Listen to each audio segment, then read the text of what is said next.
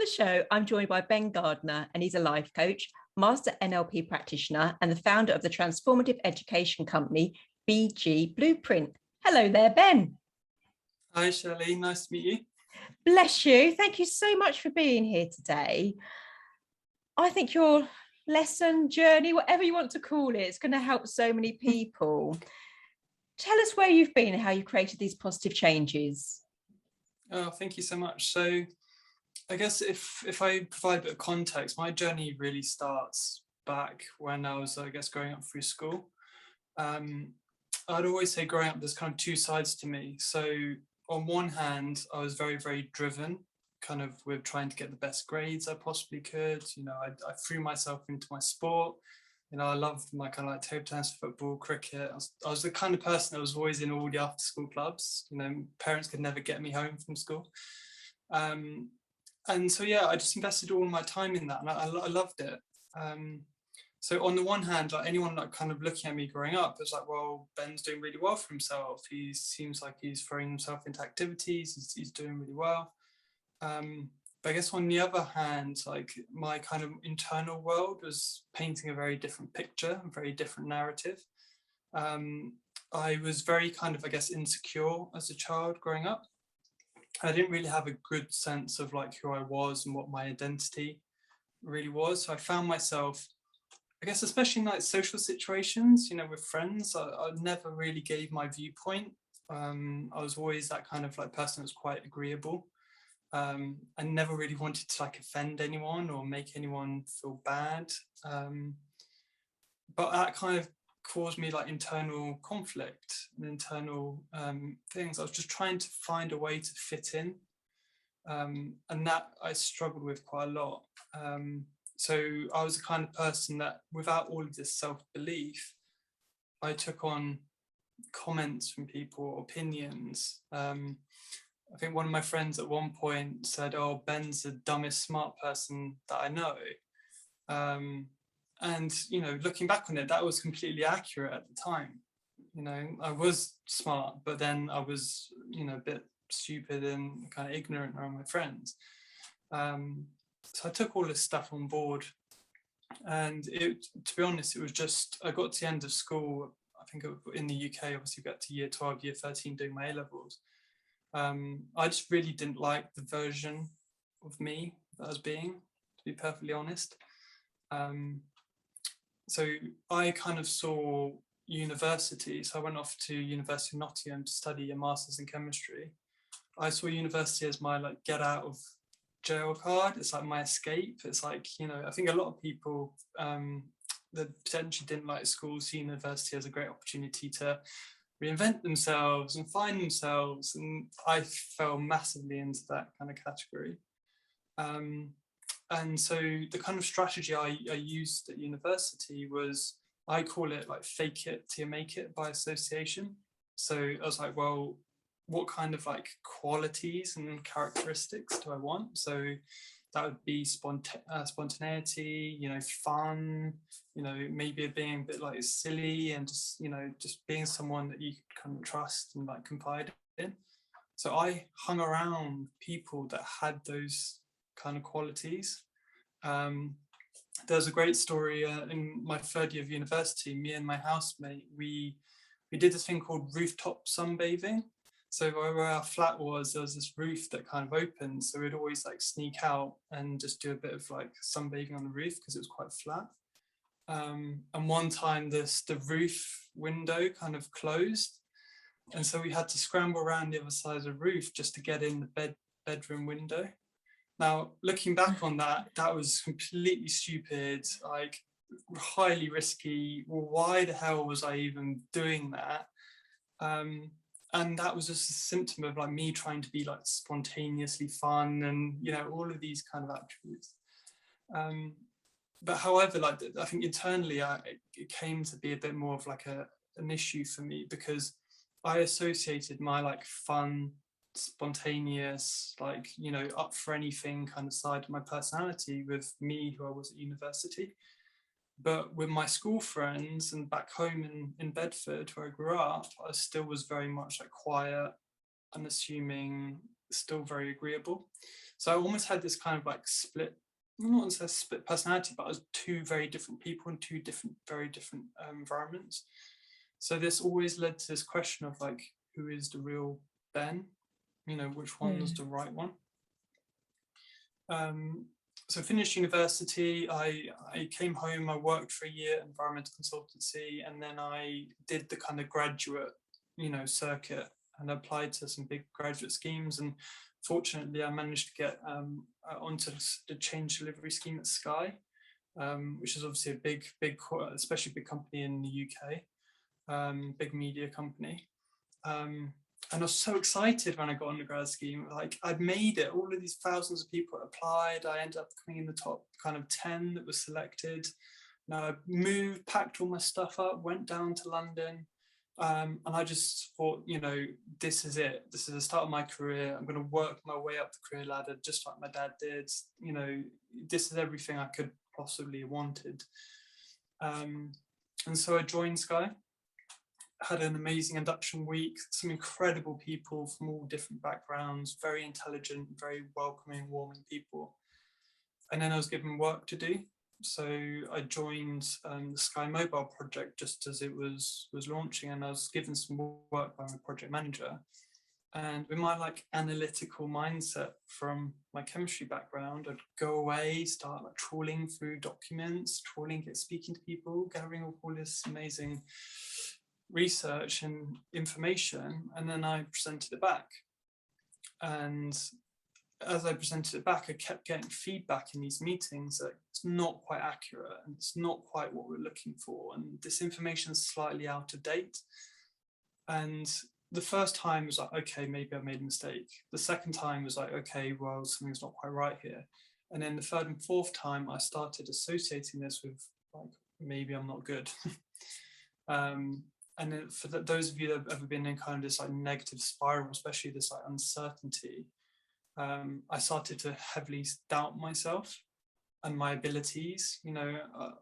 All from my school, I was like, yeah, I can do anything, I can achieve anything. And now I suddenly felt like I was failing. And my world crumbled massively, very, very quickly.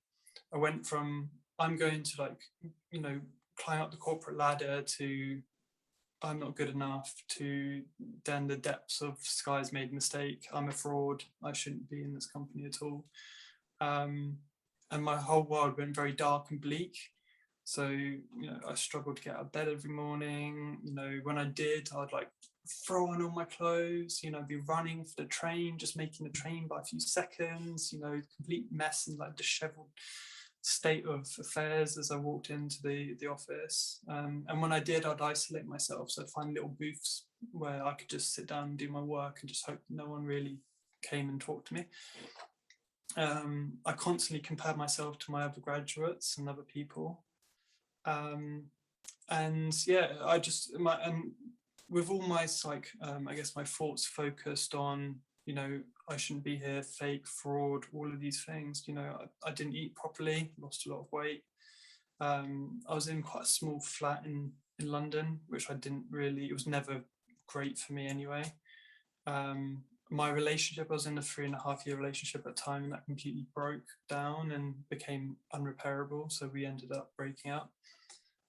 Because it's one of those situations where, like, if you cannot care for yourself, like, how are you meant to care for another person? How could I didn't have like the ability to be empathetic and just support her, and when she needed it in her tough time as well. And I just completely was, self-absorbed, because I was just trying to like keep my head afloat effectively. I was trying to like keep breaking water. So yeah, it was really, really tough time, like difficult situation to be in. And it got to a point where I was like, I'm ready to like leave Sky, right? It had been about 2 or 3 months in, and I was like, maybe it's just not for me. I'm going to go home back to my parents' house. I'm going to just try and maybe rebuild from there. And it's amazing when you come to that kind of, I guess, I'm trying to imagine it as like the abyss, right? The cliff. Sometimes staring out into that darkness, it actually ignites a moment of courage.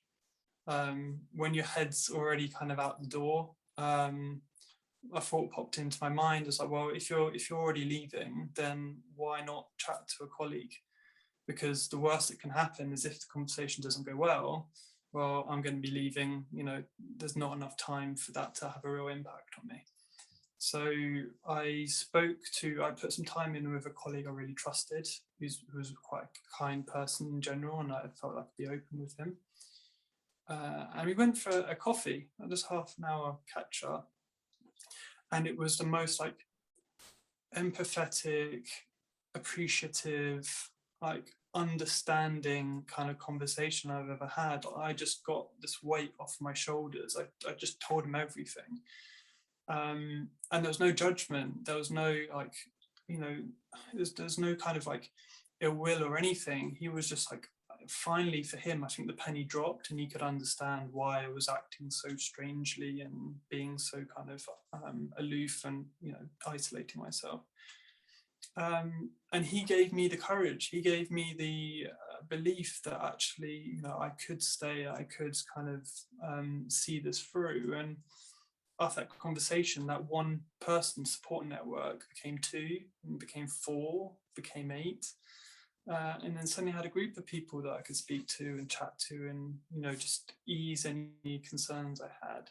And that got me through to 6 months, where we have like a half-year review. So you go around your colleagues, you get feedback. And I expected all the feedback to be, what has Ben doing? He's too quiet, get him out of Sky, like he's not fit for this culture. Obviously, it was none of that. The feedback was Ben's exactly where he needs to be, and yes, Ben's some quiet on call sometimes, but that will grow confidence. And when he does produce work, it's of great quality, and that was enough. I had enough evidence in the form of physical emails to shatter my limiting beliefs, to shatter that negative self-talk.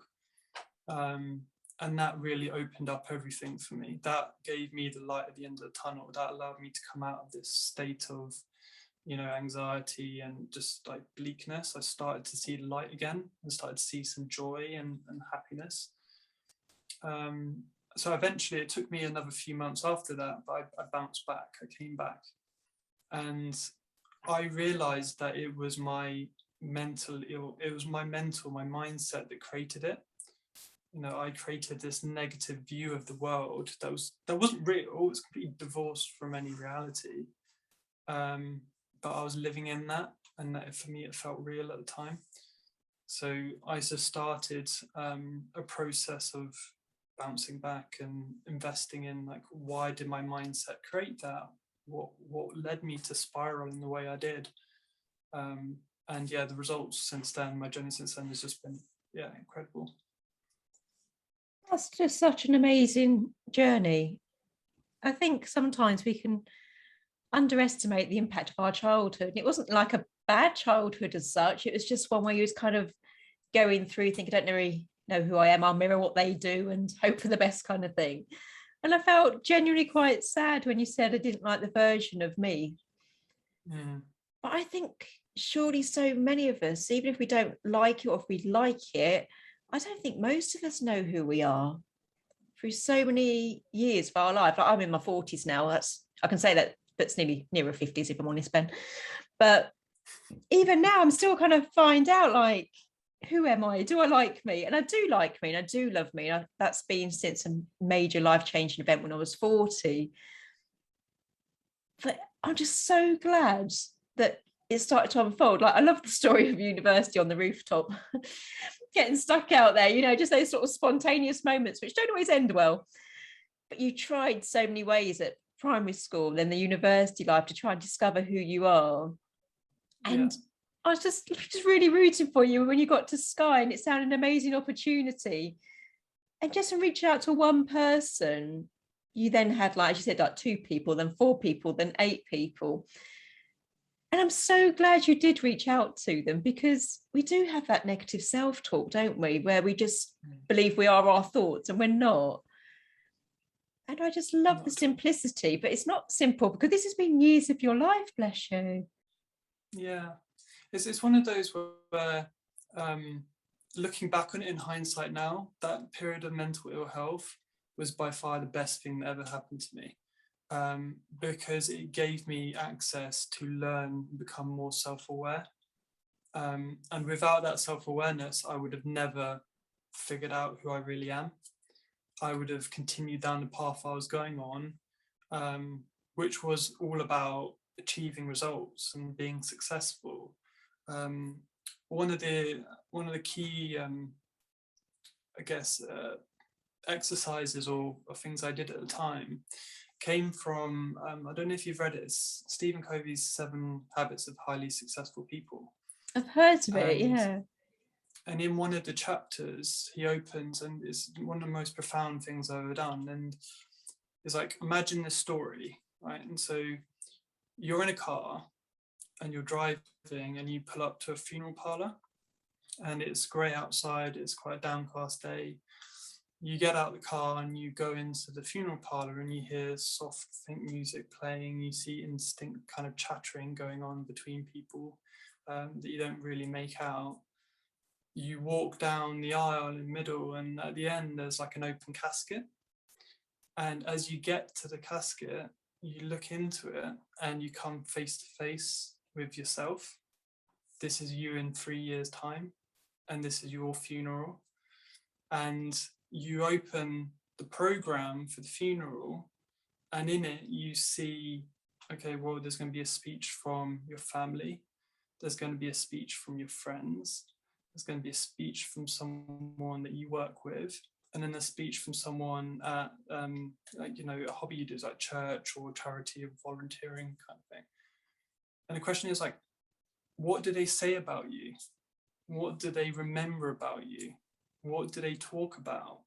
You know, what experiences do they share? How have you impacted them? And as I did this mentally, I was looking around and I realized I don't have many people that turn up to my funeral. Why? Because I'm so focused on personal development. I'm so focused on success, results, and achieving the next level and getting the next promotion and being the better version of myself. I didn't spend time with friends, and I didn't spend time with family, and I didn't really build strong, deep connections with people. People, and as they kind of talked about me, they were sharing kind of like funny memories here and there, but they didn't know the real me, because I never shared that with them, and I was never open with them. I was sharing a fraction of who I was, and keeping all of my vulnerabilities, insecurities, and fears hidden from them. So stepping away from that exercise, I need to make a change. I need to be more authentic. I need to be more me. And so I started being much more open with my stories and sharing my kind of, you know, the good parts of me, and also parts that, you know, I'm still working on.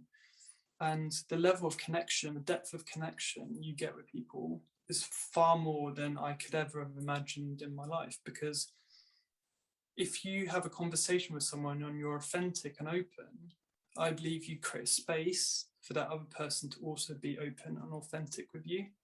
You know, there's no good point me coming on here and just sharing all my achievements, because, you know, that sounds a bit egotistical, and, you know, that also isn't me. That's inauthentic. If you can be open, the other person feels that there's like, well, okay, this person has trusted me with this information to be open, therefore I can also let my guard down a little bit as well.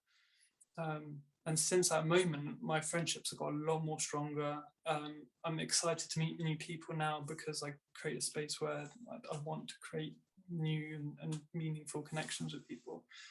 And so that was a one exercise and moment of kind of like journeys and courses I've done that really like shifted my perspective. It was like that breakthrough aha moment that really kind of said, okay, well, my life needs to be more about the people in it versus just some kind of empty achievements that, you know, might sit on my cabinet one day and collect dust. No, I love that. We receive a lot of people, like a lot of application forms for coming on the show, and there was a lady recently who won't be coming on the show, to put it nicely, because I said to her, like, we don't do like blatant self-promotion, book promotion, product promotion. You know, it's all about the authentic story. Like, what mental illness journey have you been on? How did you overcome it? And she was really aggressive. I laughed because I think I've got warped nursing humor, But my husband's like, Shelley, how do you not find that rude? And what she said to me when I said, like, yeah, there's no like blatant promotion, it's all about the mental health journey. And she just put, what's the point? And so I laughed and I got the severe giggles because I'm a bit immature, truth be known, Ben. But I was like, I didn't go back to her, but you know, the point of the show is meeting people like you who truly like have life affirming stories. You know, the point is you've overcome a mental health journey. This is how you do it. The point is, you know, that I want to commit suicide once, but I didn't. Here I am. That's the point of life when you're vulnerable. It's not because, you know, I've got a first class degree in nursing. That's not who I am. That's just something I did along the way. You know, it's the fact I've come through infertility. You know, I have been suicidal at points in my life, that I've zigzagged through my career far too many times. I thought, what am I doing with my life? And I still question it at 47. And it is that, isn't it? It's, I mean, I worked at end of life many years as a chemotherapy nurse. And one of them is like, you know, connection. And it's connecting to yourself to know who you are, what you like, what you don't like, and like yourself, you know, like who am I kind of thing. But it's connection to other people. That's what life's about. It's not about coming on the show because this lady wants to sell her program on things like that. It is about the being vulnerable. Yeah, I love that. And it's that kind of level of connection and openness that I think, as I hope that humanity kind of wants and needs. For me, my personal journey is definitely about understanding and reconnecting with what I call my true self, the real me.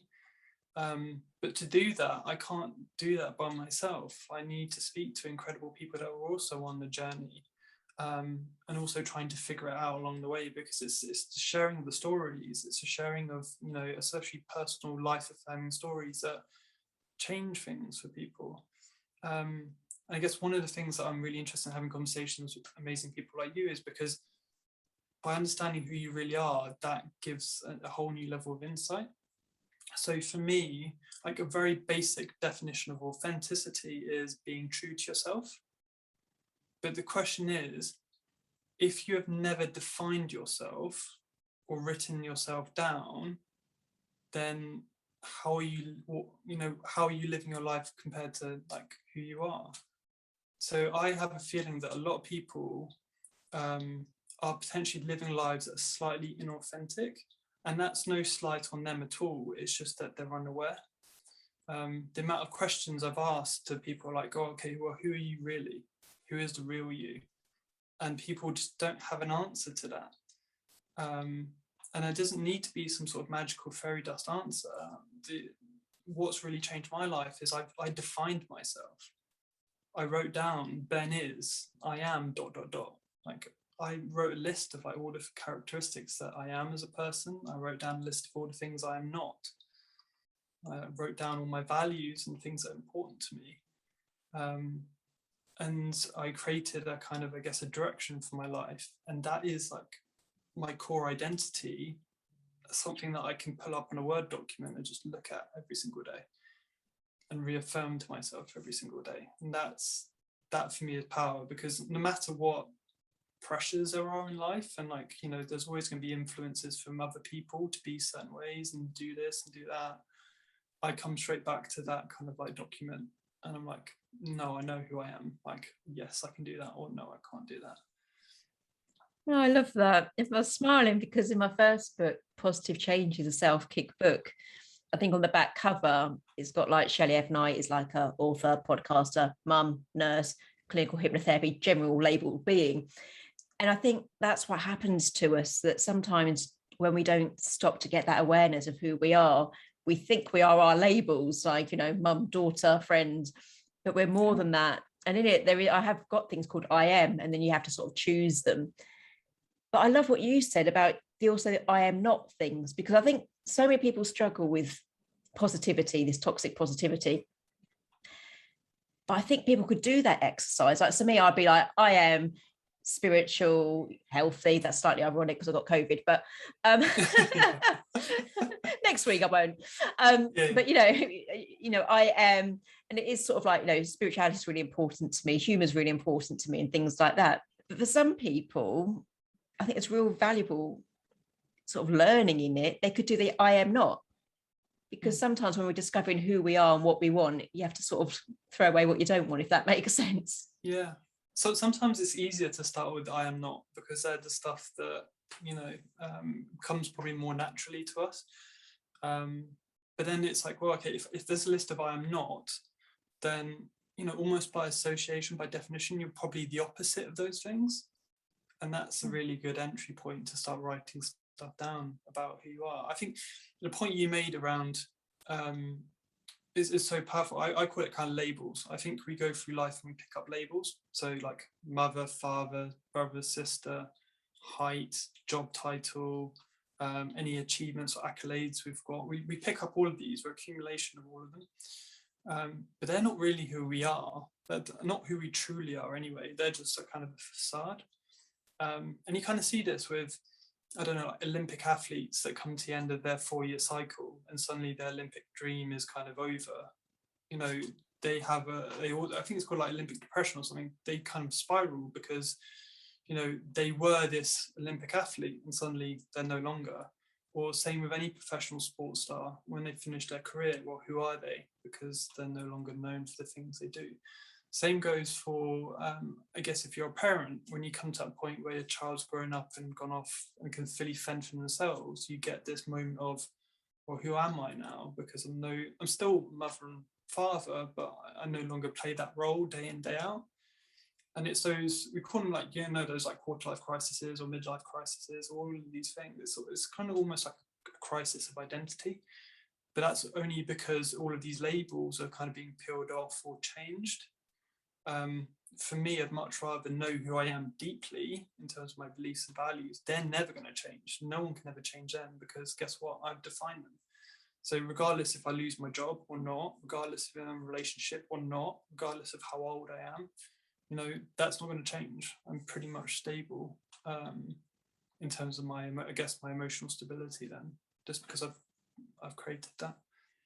Yeah, so sort of like find out what your principles are and your values are. So what's important to you, maybe it's like your health and your spirituality, being a happy connection to others, and that won't Absolutely. change. But then you've gone from like working at Sky to now doing like your coaching, but the values are unchanged. Yeah, and I think it's one of those where like ultimately all this stuff is like, for me, I've just written down on a Word document. I can go in and change that, right? It's not something carved in stone and that's your definition. I believe as we go through life, as we get more experience and more knowledge, we have a better understanding of who we are. So I could tweak that, I could change it. Maybe I tried being, amazingly spontaneous for like a period of time. It just didn't work. Maybe the outcome wasn't, so I'm like, okay, maybe I'm not a spontaneous person anymore. Maybe I'm a bit more structured and organized, for example. And that's fine to change. That's because it's you.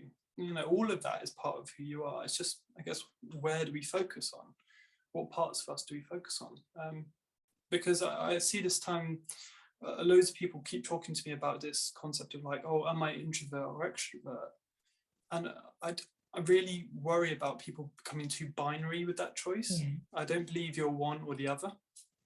Because even if you're, say, introverted and so you don't like going out, or it takes more energy to speak to people, well, what do you do around like Christmas, on Christmas Day? I'm sure you're speaking and chatting and having a great time with your family, or you have a great time with your friends.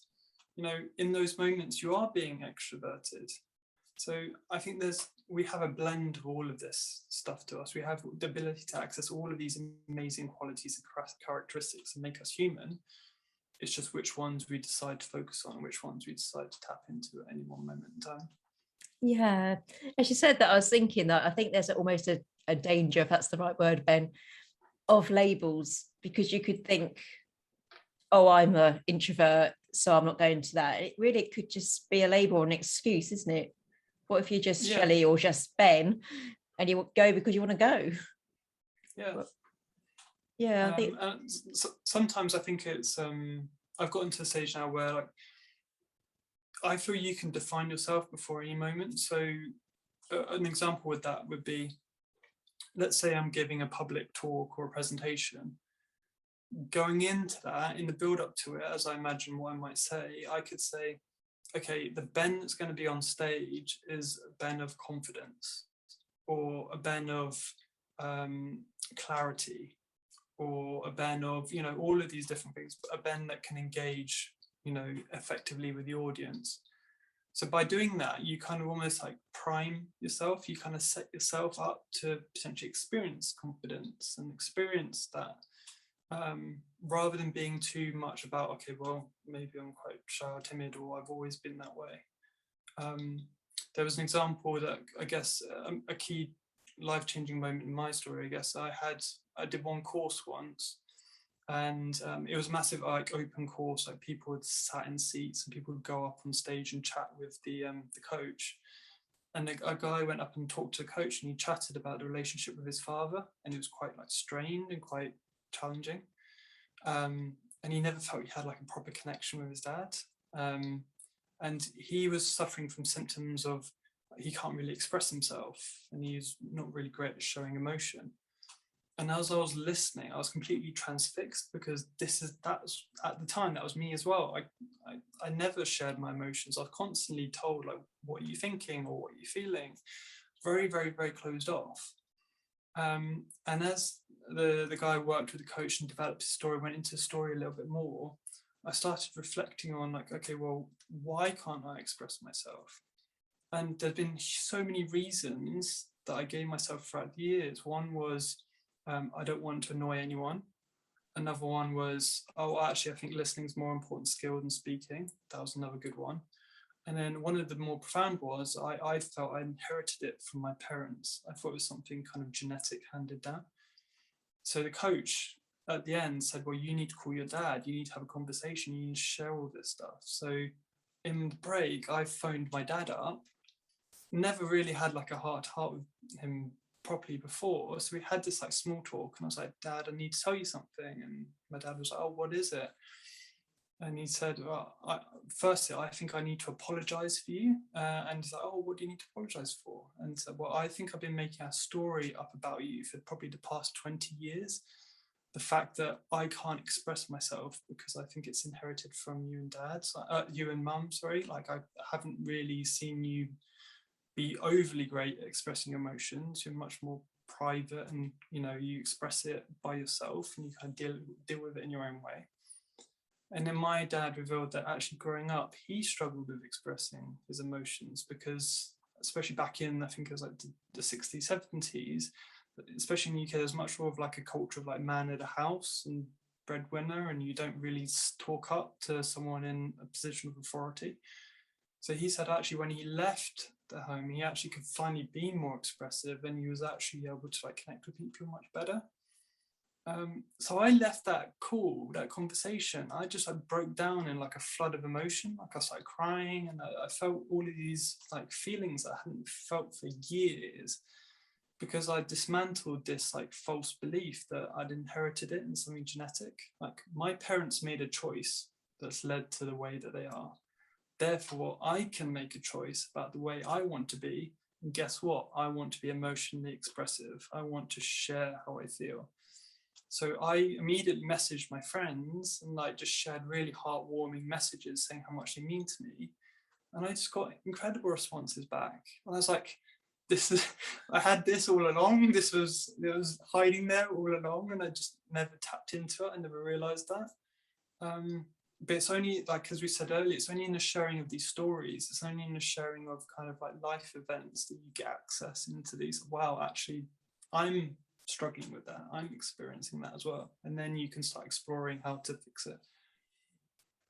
Wow. I just think, wow, just to even pick up the phone. Because I think if that'd been me, I'd be thinking that's a really good idea. I could pick up the phone, like the coach told that guy, but to actually do it. And then it comes down to the authenticity. I can't even say it, authenticity again. Because your dad could have gone, oh, thanks very much, Ben, bye. But actually, this is my story, and that's why I am the way I am, you know. And I think it's like ancestral healing, like, you know, that you've healed your journey, then you've healed back his journey. And then to reach out to your friends as well. I just think how many of us listening to this today can honestly think that we need to pick up the phone to someone and just, say, I think it's the way you phrased it, kind of like, I've been telling like this story about you for 20 years. And I think, it just becomes our truth, isn't it? The more we believe it, the more we say it, it just sort of consolidates. But that's seriously powerful. But then so simple as well. Yeah, and it's just, for me, it's that whole new level of like connection and relationship that's just available to be unlocked then. Like in the couple of examples I've shared with you on this call, if that guy at Sky hadn't given up 30 minutes of his time to have that coffee with me, I would guarantee I'd have been at home on antidepressants and my life would be like a whole mess. Well, I don't know where I'd be right now. I definitely wouldn't be sitting here having a conversation with you.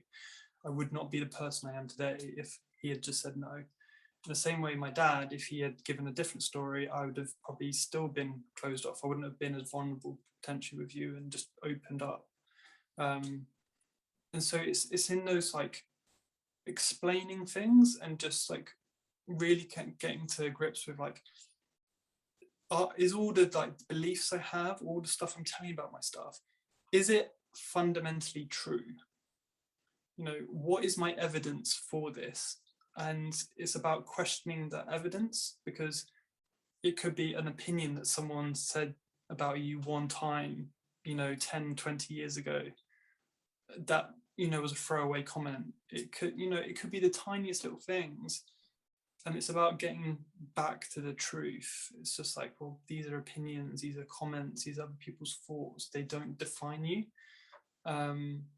And so the more examples I've gathered through those throughout my life, the more I can start breaking these limiting beliefs. And every time I do, another thing kind of like unlocks for me. I get a new sense of who I am and what I can do and what I can achieve. But it's only until you have that self-awareness, until you only to go deep. And the other side of that is also taking responsibility and accountability for change. Yeah. Like you said, I think you used a great example earlier on around, I think a lot of people make excuses or justifications. I've had something bad happen to me in the past, that's the way I am, or someone did something to me one time, or my boss is a complete jerk, whatever. It's not my fault, it's other people or it's other situations. Well, you're never going to change. As long as you give the power to things outside of your control, you're never going to change. So it's taking responsibility and accountability that there are going to be, so there's probably still stuff with me that I'm unaware of that I still need to kind of work on and develop. I need to take responsibility for the negative aspects of me. I need to take responsibility for the parts of me that I'm potentially not proud of. But then by taking responsibility, even though, it could be painful, on the other side, there's growth. On the other side, there's transformation. On the other side, there's like, a new, I guess, lease of life, potentially. I can say that's true of my story, at least. Yeah, no, I've seen so many people. It's like the victimhood, playing the victim, that becomes their life story. Like, as you said, like one comment or one chapter of your entire life story. And it's like, it's not, it's just one chapter. And it's only probably, again, like I spoke earlier, when I was 40, I had a major life-changing event. And I think my filter fell out. Some people said I didn't have one anyway, but I like to think I had a gesture filter. But now I'm just like, this is me. This is what I do. This is why I do it, kind of thing. But, when you take ownership of your life, people don't really want that. But I love it, because if I cock up, if that's such a thing, maybe it's all just experience. I know I've tried, because I've got this whole, I'll get a bit feisty about positive changes, hence the whole A Self-Kick book and a Self-Kick podcast. But, why we're here is because of all the choices we've made up to this point. And people say, oh yeah, but I don't want to make, I can't make choices. But even if you're not making a choice, that is a choice, isn't it, almost? Do you mean? So I'm choosing to be positive. I'm choosing to believe my health improves. I choose that I will be a successful author. And these are things I'm choosing. But if you choose to play the victim card, the blame game, don't want the awareness, it's still a choice. But it's just, as you said, you'd still be at Sky or you'd be on antidepressant if you hadn't made the choice to dive deeper into your story, your dad's story. And I love the fact. Yeah, absolutely. I think what you talk about the victim stories is quite powerful, because that is definitely a lens I'm looking at it. One of the things when I did my life coaching qualification, they talked about the concept of a hero or heroine's journey, which is the opposite. So, why are such like mainstream movies like Harry Potter, Lord of the Rings, all of those like wildly successful? Because they tell the story of a hero or heroine's journey, which is like, your average like child, or potentially orphan in Harry's loss of parents with Harry's case, but then they go on an adventure, they go on a journey of self-discovery, they face challenges, they face setbacks, they face obstacles, they have people around them that support them and want them and will them to succeed. They come up against their mortal enemy or foe, which is, like the Voldemorts or all of these kind of things in these movies. And that is a metaphor for our greatest fears in life. They're the greatest things that hold us back. And it's only through defeating them that you come out the other side and you realize, well, actually, I never really had anything to fear about, or actually, I became the person that could tackle that and could defeat it. And then suddenly the world is completely different because you no longer have that fear. You no longer have that, worry or anxiety about, failing or, being like impoverished or whatever like deep-rooted fear there is. And there's always going to be fears in the world. If you look at mainstream news, it kind of thrives in this, arena of fear. But it's about conquering our own personal insecurities, our own personal fears on our hero or heroine's journey. And by phrasing it that way, you see, well, okay, well, I'm facing a challenge today. Okay, that's just another obstacle I have to defeat. Oh, there's like someone that's really annoying me or causing me. Okay, well, I just need to kind of work through that because my journey is my journey. I am going to reach my destination one way or the other. And you just see it as like moments of growth. Your character, your hero, your heroine is just leveling up. It's just another thing that you're doing to become, the ultimate version of yourself. In my case, like finding my true self. And that's really powerful rather than a victim story, which is like, oh, an obstacle's come up, well, okay, that's it. But I'm not even going to try. But I'm just going home. It's no longer me. I can't do that. And so it's just two different kind of perspectives, right? Two different mindsets, but one's going to empower you and push you on to face life's uncertain, the future's uncertain anyway. COVID's shown us that massively on a global scale. So why not adopt a mindset that's going to push you forward regardless of all of that stuff, versus adopt a mindset that, it's going to cause you mental health like I experienced, or it's going to cause you to be negative and perceive yourself in a light that isn't deserving of who you are. I love that. I was thinking like, I don't know if it's like two different types of people, but I think maybe we change different situations. Like with my infertility, I didn't really play the victim because, as you said, I wanted a different outcome. I didn't want to be somebody without children. So for me, I had to become the hero. I had to just keep going. And there were so many challenges. And for me, I don't know if it comes from working at end of life, but for me, if you're playing victim, you're not really living your best life. You're not giving it, you're not going all on in. And I think I'd just die with regrets. And that's not something I'm willing to do. I just couldn't die with that one story still playing inside me. I want more. I want the story of like my mother, the author, the podcast, and whatever else, I choose to go for in life. Yeah. And that victim story makes me feel really uncomfortable. Yeah. Do you know what I mean? I really don't like it.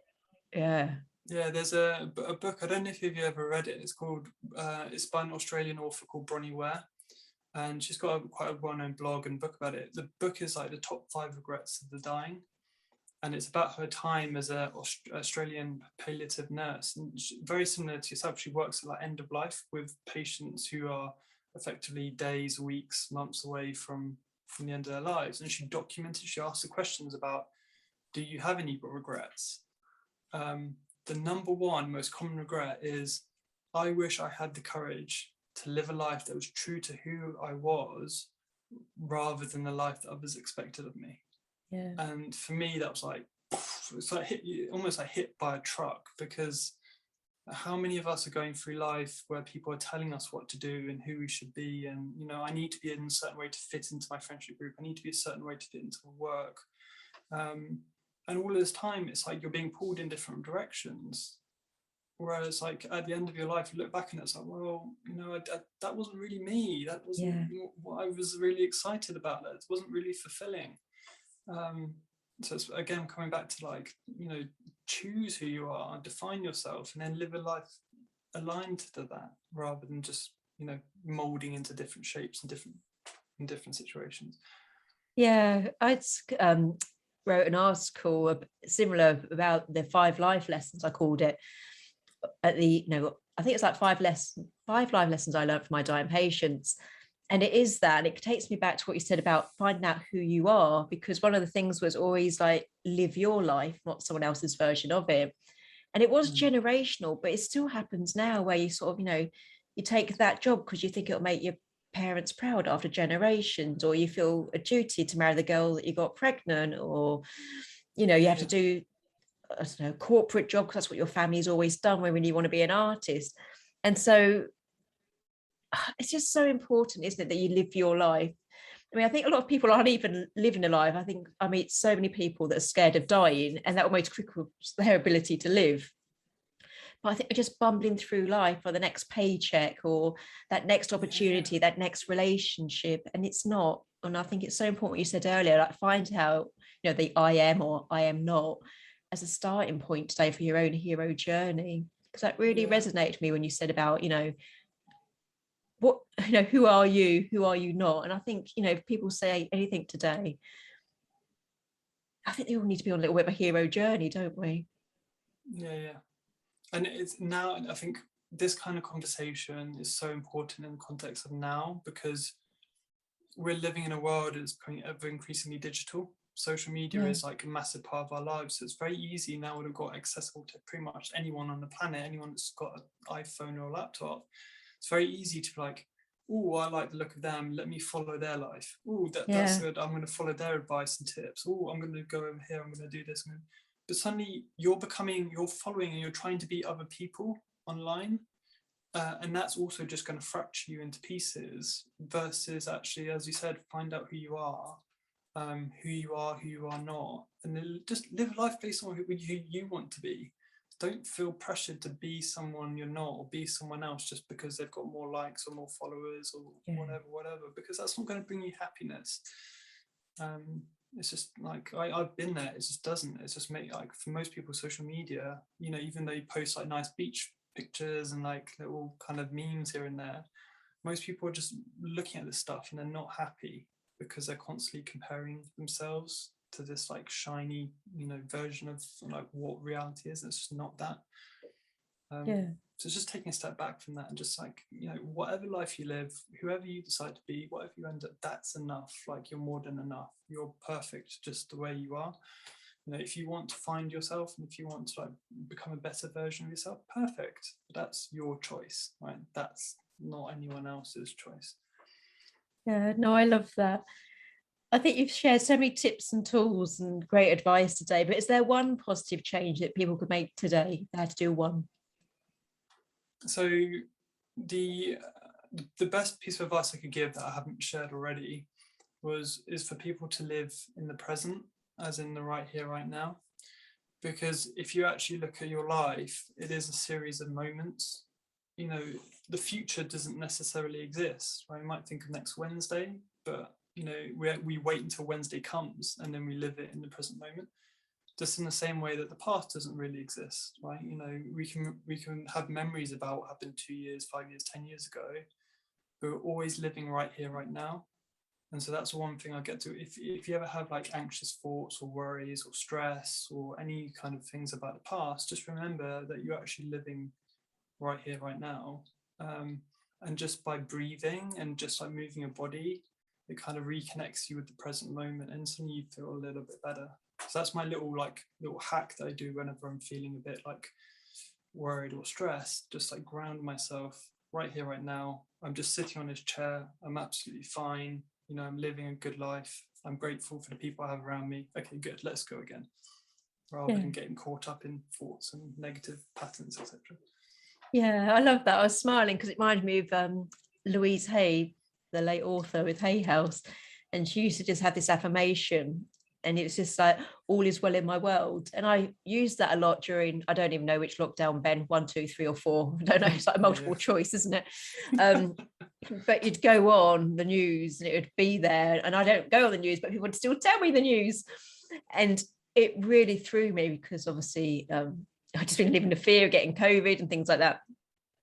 But I had to bring it back to me and like my lockdown house, and we're all in shielding and all is well in my world. And it is that, isn't it? Bring it back to the moment. Like, you know, even if you don't particularly like that moment, it just reminds you of where you are.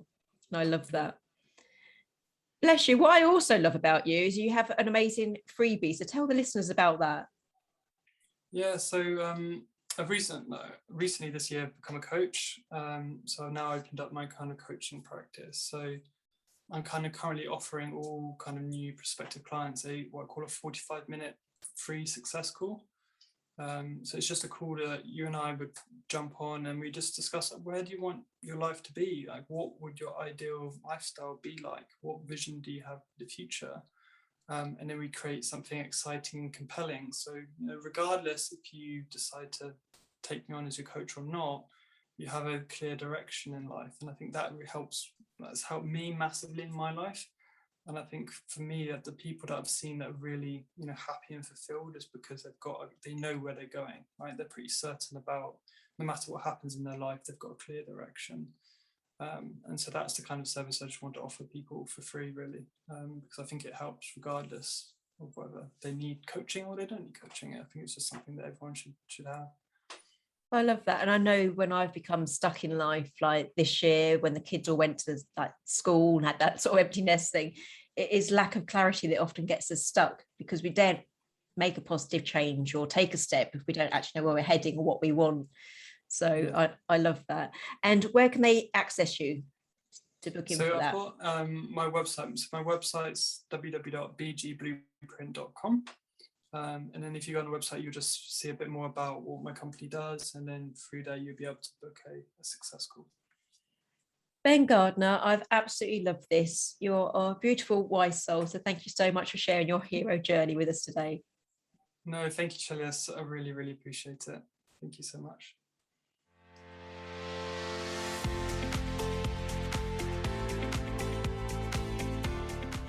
If you enjoyed today's episode, please make sure you subscribe and leave a positive review. If you would like to create your own positive changes, you can buy Positive Changes, a self-kick book from all online book retailers or from ShelleyFKnight.com. If you need a dollop of positivity until the next episode, come like and follow us over on Facebook at Shelley F. Knight, Life Goes On. As always, I've been Shelley F. Knight and you've been amazing.